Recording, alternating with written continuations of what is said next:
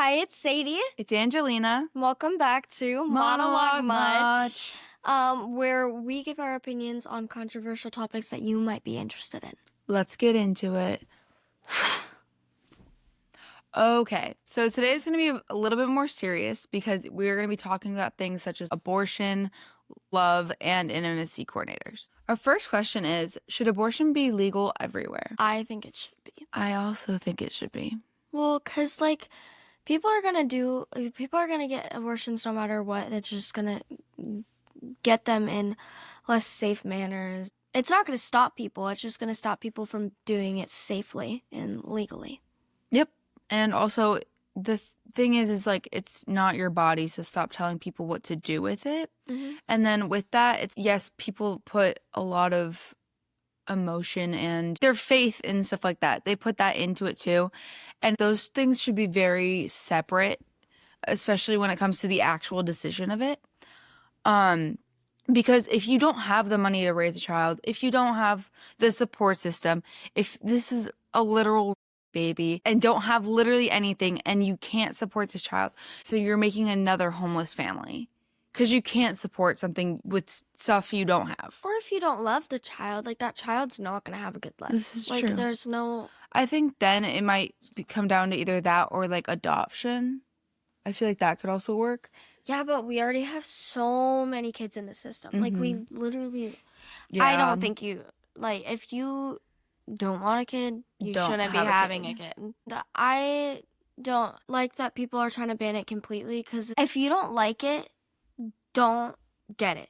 But again, going back to it's not your body, it's not your choice. Mm-hmm. If you don't want it, don't get it. Yeah. Let the people be. Let the people be. Just be a normal person, please. There's so many factors that go into it, and it's just stupid, and it's a part of healthcare. What are we doing, guys? Get our shit together. Yes. Especially the patriarchy telling women what to do with their bodies. Dude, crazy. Yeah, men should not have an opinion on this either. And I have heard debates where it's well, women have an opinion on this. Well, it's not the same because you're not taking a right away. Part of their healthcare. Yeah. You can have an opinion, go for it. I don't care if you have an opinion on it or not. But if you are making it so your opinion is the answer, that's not okay.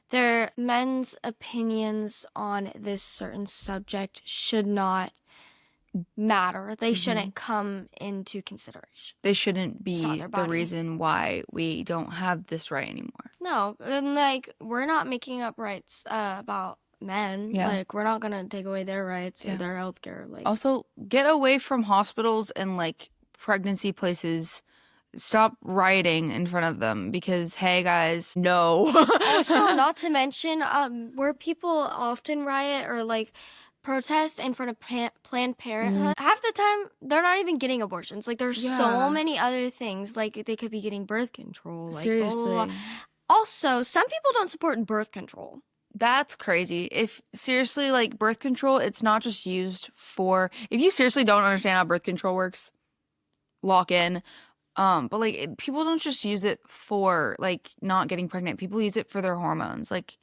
There's so many different ways. And also, kids are gonna be kids. Kids are gonna have sex. The more you stop them, the more they're probably gonna do it, low key. Exactly. So it's better to have safe sex. This is true. So, whatever. The more you know. Yes. Okay, Angie, what's our second question? Our second question is about love. Should you stay in love if it is hurting you? Ooh. Wow, Sadie. You want to go first? Of course. Right? I think you should not be staying in love if it is hurting you. I understand why people do this. It's very understandable why you would, because you are so in love with this person. But if they're genuinely bringing you down and holding you back more than they're supporting the things that you do, not just supporting as in yeah, you go, but helping you get there almost, or standing by you while you do it, and being a genuine person. Don't stay with the person that's gonna keep you from reaching what you want to do. Seriously, if this person's hurting you more, then don't stay with them. It's very understandable why people would and why people do, but it's hey, lock in. No, I agree with Angie. Like, I do think you need to get away from someone that is just pumping negativity in your life and hurting you. I think it's just a lot harder than people realize, especially if you're not in their situation. And like, those attachments can be, they can be terrible. But I do think in the end it is important to do things for yourself. And it's gonna hurt. Like, it's gonna hurt like hell. But if someone is just bringing you down over and over and over again, you need to cut them off and your life's gonna get better. If you never cut them off, your life's just gonna keep going.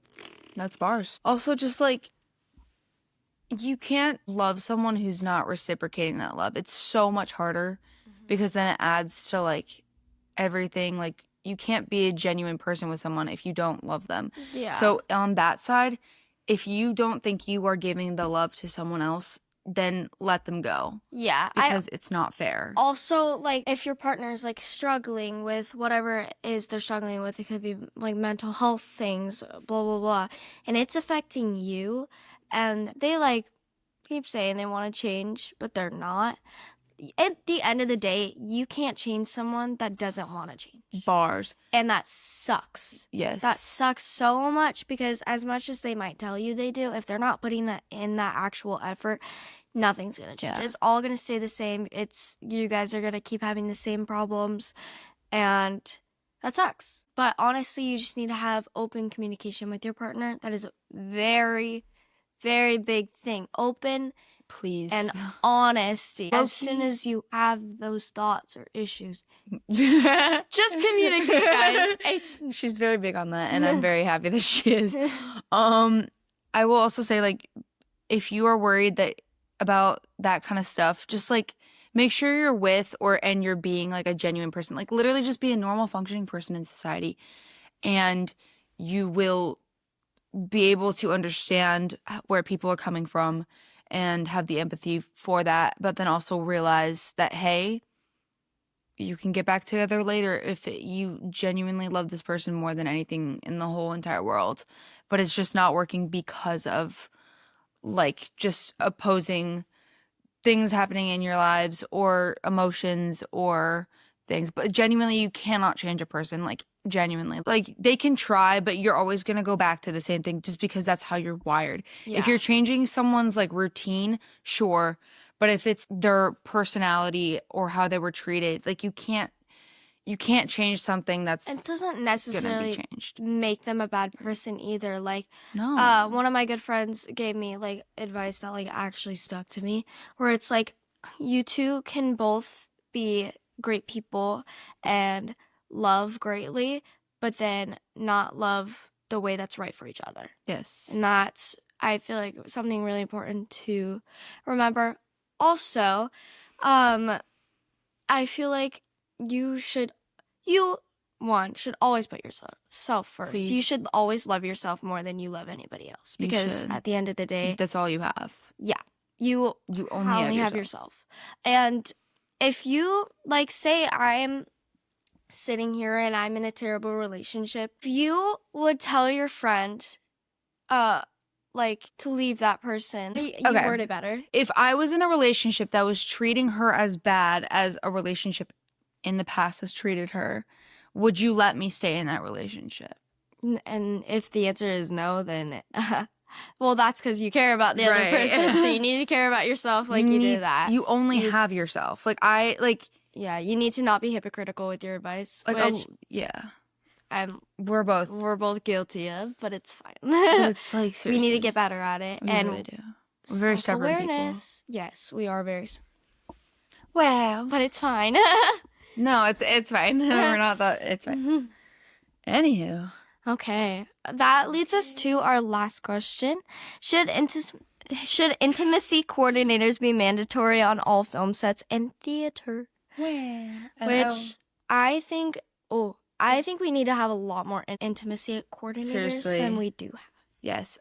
So basically, if you do not know what an intimacy coordinator is, it is a professional who works with actors and directors to ensure safety, consent, and clear choreography for intimate scenes, nudity, and other vulnerable moments in film and television. And it can be about, like, literally anything, like any like physical literally touching contact, anything. Like, anything. Like, and oftentimes they're like, they will sit on the film set and like supervise everything and like make sure everyone's comfortable with everything and making a safe environment, which I think is especially important on film just because of how many creepos are in the film industry. I think it's really good to have an intimacy coordinator there. For theater, I think it's great. I think you should, but if you think you should, then you should. Yeah, but I feel like there are some shows and some situations that you might not need. Maybe not, but like Heather's, get an intimacy coordinator, please. And that's like probably the highest marking of that kind of thing. But Spring Awakening, that too. Get an intimacy coordinator. There you go. I have the honor of having my vocal teacher, Monica Sampson. If you want to book her for vocal lessons, you should do that, or intimacy coordinating or anything like that. She's phenomenal, but she's my vocal teacher. I love you, Monica, too. We should have her on this podcast, Loki. No, yeah, she should. She could make a whole 2-hour like segment about this because she's so big about like consent and everything like that. Like everything. As like, she should be. As she should be, because she is an intimacy coordinator. She's like one of like the, I don't know, like 200 in the entire US that's like licensed to be able to like do it. And I just think that's so beautiful, and she's such an amazing human being, and I've just learned so much from her. Like, she literally talks about it like all the time. Like, she actually did an intimacy coordinating for Heather's. Oh, really? Yeah. And if you think you need an intimacy coordinator, or you think somebody else does, literally advocate for it, because you have like the theater and the acting place, and anybody on the set has no choice but to give you one, because it's against some sort of actor's right. Especially if you're doing union work. Just get one if you think you need one. It's not safe if you don't, because you could put yourself or the other person in the situation, and it could just become uncomfortable. Or dangerous. And especially with fight scenes. Ooh, that could be dangerous. Girl. Anyway, I think that pretty much wraps up our segment. So now we're going to move on to doing questions. So we're picking out some questions from Fondly, which is an app that gives you questions that we like to go back and forth with when we have nothing to talk about. Okay. What's one thing that I do that secretly annoys you? You don't do a lot of things that annoy me, because they're just kind of, they're not like, not in a mean way, like they're bad, like they're part of your personality, but they're kind of who you are. And that's not like a negative thing. I don't know. I think your crash outs are kind of funny, and your things that are annoying are also kind of funny. When she gets really upset, she likes to shut down and not talk to me, and she'll just send me an ominous text and be like, "This happened." And I'll be like, "Are you okay? What's happening?" Like, whatever. Even if it's like really, like, if it's serious, and she just won't respond for like 2 hours. And then she won't respond again for like 2 hours. Well, because I need to like work it out with myself first. I'm like a minute to process. No, yeah, I do. And that's okay. But like, hey, stop. Ominous. Making it worse. Okay. Go on. What's it for me? Bruh. You freaking move so much in your, like, when you're falling asleep. It actually irks me to death. It kills me. Oh, it kills me. I know, but the second I fall asleep, I like don't move, Loki. No, yeah. So that's nice. You also move your toes a lot. Oh, okay, thank you. You wiggle your toes, bro. You twiddle them, if you will. Why are you watching my feet? What? Well, because every time we're sitting, you're just like. I do. Well, it's just like my ADHD response. My mom does the same thing. Yeah. It's okay. It just like, I see it out of the corner of my eye, and I'm like. Well, that's also me, because I'm like. She's OCD. Misophonia. I don't think I have OCD. Yes, you do. Her whole room is like extremely organized. I also have OCD. It's just in a different like form. There's a lot of different forms of it. But yours is like color coordinated organization. Yeah, so is mine. Organizing. It's either I'm extremely organized or mess is. But that's kind of how I am too. city. Like, it's like my floor is always a mess. You don't ever see it because I don't ever let it when you're here at my house. But like, I don't know. My floor is always a mess, but like my closet's always like really clean and organized. I keep looking at myself in the mirror and not at the camera. Okay, here's a love-related question. Wow. What is your like dream guy, like dream type? Like, what is it? Like, what's your type? My type? Like dream world. Like, how specific are we going? Like personality wise? Real specific. Personality wise? Both. Probably I go for more blondes or like brunettes bordering on blondes. Or you can be brunette, but you have to be really attractive to me in my eyes.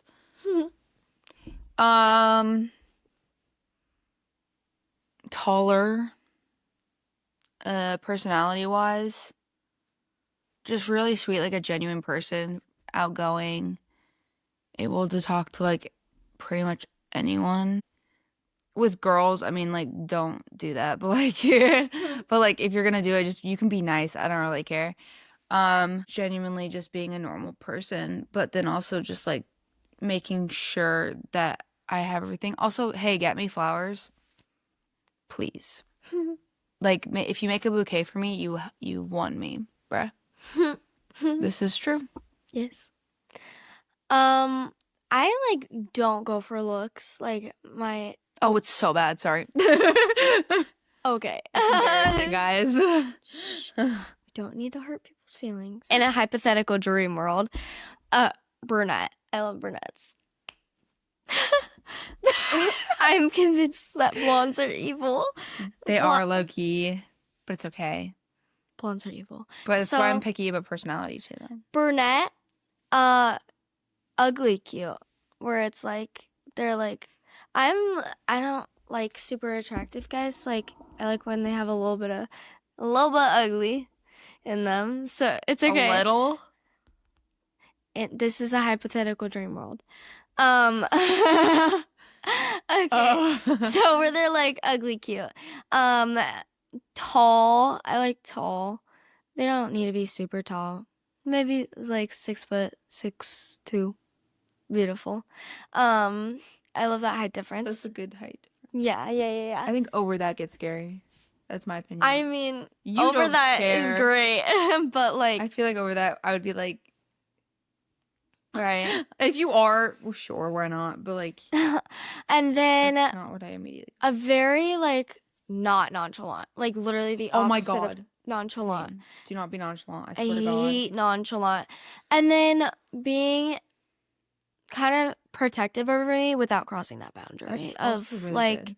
I'm stealing that. Yeah, not like telling me what to do.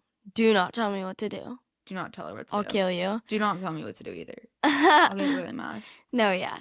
But like without crossing that boundary, like I don't know. And then just easy to talk to. Good humor. Being serious. Don't play. And then also having a good time. Sarcastic humor. I love sarcastic humor. Bullying, flirting. That's my flirting language. Don't play. And with that, I think that wraps up our episode for today. This is good. So thank you so much for watching. If you want to reach out to us to ask us questions, read your stories, or anything, email us at monologuemuch@gmail.com. And then follow our socials, Monologue Much. Thank you so much for watching. On Instagram and on TikTok. Okay. We also post every single Wednesday. Sadie forgets to say things that are on the screen. But I love you anyway. Perfect. Catch us on the flip. Thank you. Bye. Bye.